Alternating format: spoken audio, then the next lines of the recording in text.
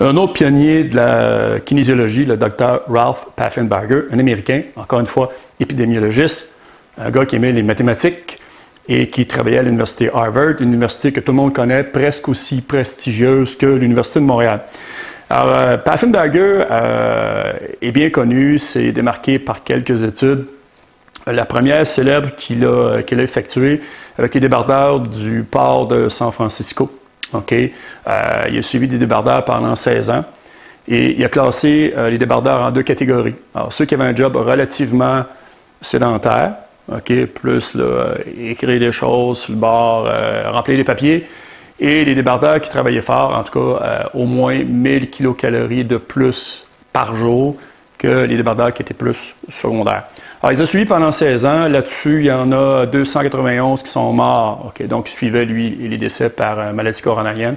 291 qui sont morts d'un infarctus aigu du myocarde. Puis, il y en a 67 qui sont morts d'un AVC. Il a obtenu, et on parle de prévention primaire. Okay, prévention primaire. Donc, on se rappelle la prévention primaire. Okay, c'est que tu n'as pas eu la maladie. Donc, on fait une intervention où on regarde okay, les sujets qui, dans notre cas, nous, qui font de l'activité physique. On pourrait leur donner un médicament, mais l'idée, c'est de voir okay, ce qui se passe avant la survenue de la maladie. Tandis que si on parle de prévention secondaire, okay, par exemple en clinique, les gens qui viennent pour la réadaptation cardiaque, mais ils ont déjà un événement et on essaie de prévenir, okay, c'est un infarctus, ils ont une angioplastie, peu importe, on essaie de prévenir un deuxième événement. Alors, les 2 premières études, on parle de prévention primaire. L'étude, je reviens à mon étude sur les débardeurs. Alors, il a obtenu à peu près les mêmes résultats que Morris en 1950. Les débardeurs qui avaient un job moins physique, ben, avait à peu près 36 % de plus d'événements. La deuxième étude, c'est l'étude qui s'appelait le Harvard Alumni Study. Okay? Et ce qu'il a fait, encore une fois, c'est qu'il a suivi des gens sur un peu moins, je pense, sur 6-7 ans. Et là, c'est des études où on utilisait des questionnaires. Okay? Et on suivait les gradués de l'Université Harvard.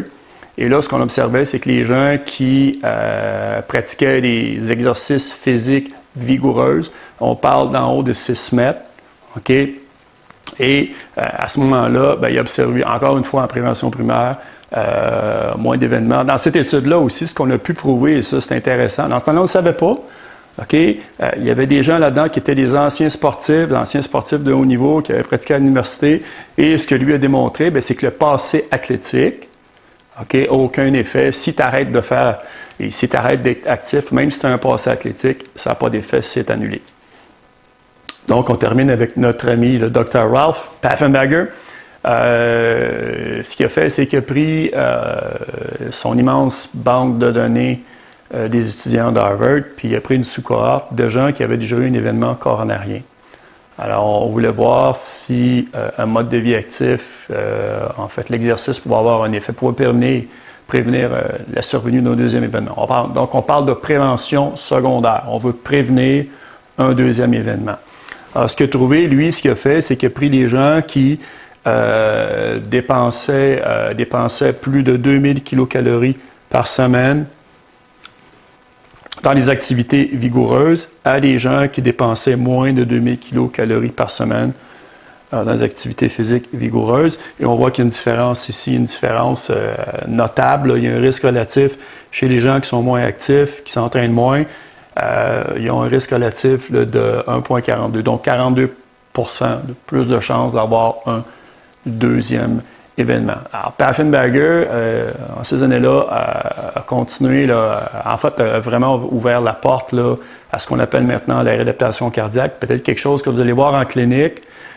Des gens qui ont un premier événement, veulent utiliser l'activité physique, une modification du mode de vie pour prévenir une deuxième crise de cœur ou un deuxième AVC.